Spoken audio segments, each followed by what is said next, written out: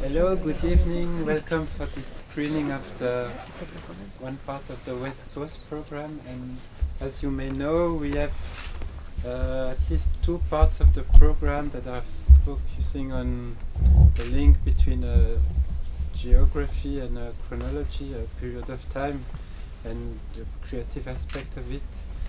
The program of Curated on Asia.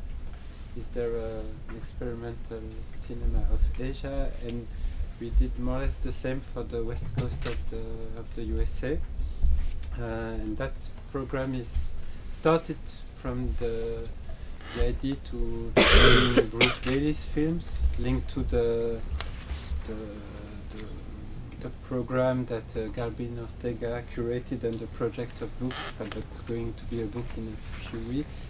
So that was the start of it, and then we decided to add a Chick Strand program to it, and to ask to Marc Toscano to curate it, and to even imagine 3 more screenings linked to that idea of West Coast. And one of it that you will maybe see is Robert Nelson's Sweet California, and this program is partly linked to an interview of Robert Nelson in the end of the 70s, where he showed his films in New York, so the other coast, and he felt a little bit bizarre by this change of coast and this change of mentality and so on.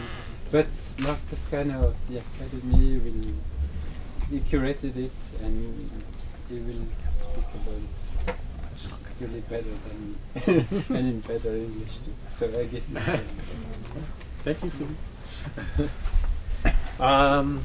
Yeah, thank you all for coming. Also, thanks again to Philippe and Olivier for inviting me to do this.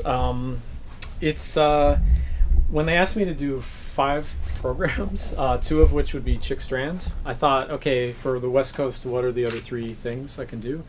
It's a really rich history of experimental film, like in San Francisco and LA and other points too.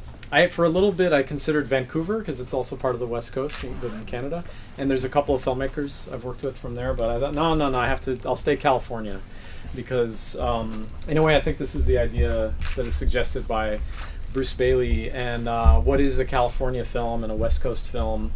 Especially in the 1960s and maybe into the 70s, when there's a little bit of a dichotomy, well, maybe not a little bit, a big dichotomy between the East Coast and the West Coast, and what a New York film is like, what a San Francisco film is like. And at that time, nobody even knew what a Los Angeles film is like. So this program, this is the hardest one to describe what my idea is here, but all of the films, first of all, are restorations from the Academy that I worked on, except for Elixir, which is actually just a film from 2012.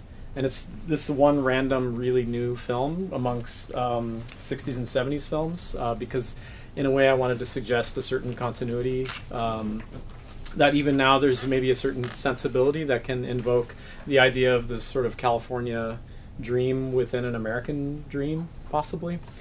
And then also 12 by Beth Bloch and Will Hindle's St. Flournoy, Lobos Logos, etc., etc. These are vintage prints that I'm showing.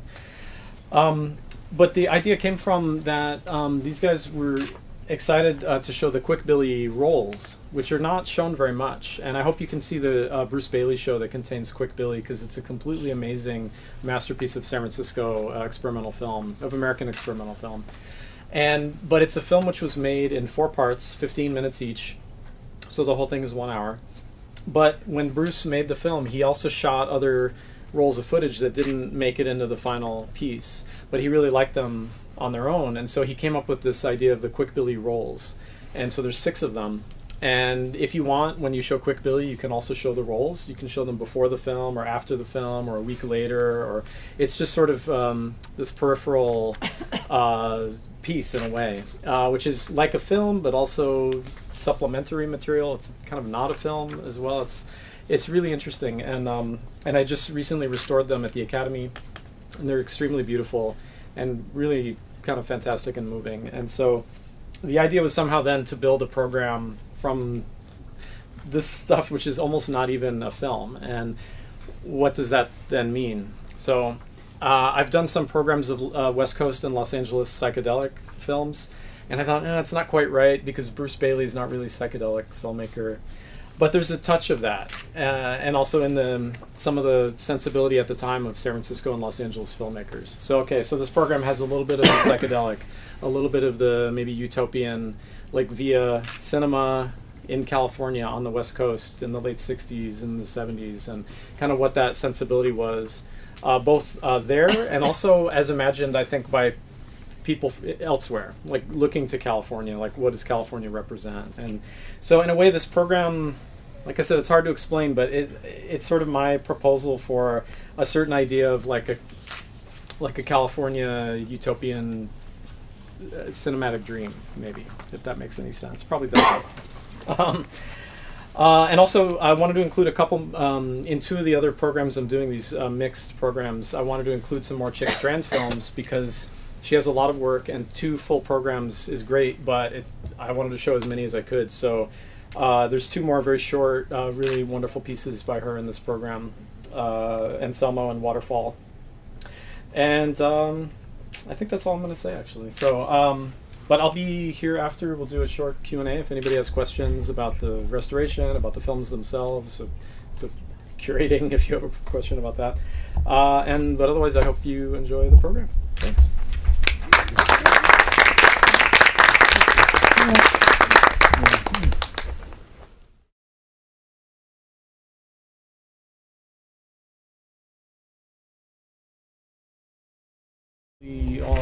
Just about 40 years old when he made this film, but he was really fascinated by what was going on with youth culture at the time, and how he saw it in some ways as a generation of people that were kind of rootless and a little bit like abandoned by the previous generation, like intellectually, culturally, emotionally. Like he really identified with them. And so I don't know, in a way this film kind of is a sort of symbolic idea, like embodiment of that. And this film and the film after are both really about that theme, I feel like. Not in any extremely readable, obvious, clean, clear way, but then in this funny way, he, like a famous quote from him is predicting the events of the Charles Manson murders was not meant to be one of this film's greatest attributes. Like it's this kind of like unintentional thing. But it's fascinating that there's so many weird similarities in the film to what happened with especially the Tate LaBianca murders. It was in '69, right? Yeah. So, but I mean, the film probably took a year to make, and yeah. So it's just like it's a really weird, disturbing coincidence. Yeah. But in a way, it's like it prefigures like the end of this kind of end of the '60s with in a weird way too. Well, it's also like the kind of cosmic fetus from 2001. The cosmic fetus turned into the yeah, fetus exactly. from the Sharon Tate murders. Yeah, exactly. Yeah. It's yeah, like, the connections. It's that transition from the ideal utopianism of the '60s right into the yeah. Well, which is kind of why I put it in I didn't want this program to be all like flowers and sunshine too, you know. And in a way, it's like it's the penultimate film because it's sort of like this. Maybe it's cynical of me. I don't know, or it's kind of dystopian view I have.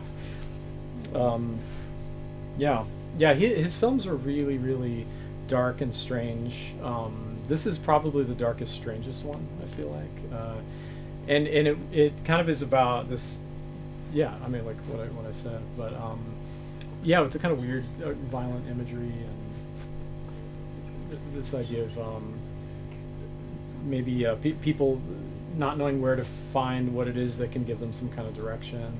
And the film he made right after this is called Later That Same Night, which is, I think, a great title. And it's very much about that same thing. And it's a fantastic movie. I was actually torn between showing those two. But this one seemed a little bit more appropriate in a weird way. But in that one, there's a woman who, like, for instance, is singing the song Motherless Child. But she's just singing that line over and over again. And sometimes the voice is out of sync with the image. So like even her own voice isn't like connected to her body in a way. There's some powerful moments in that film too. So he was just really interested in that problem, you might say. Yeah. Anybody else? I'm almost trying to think if I should go take a Yeah, sure.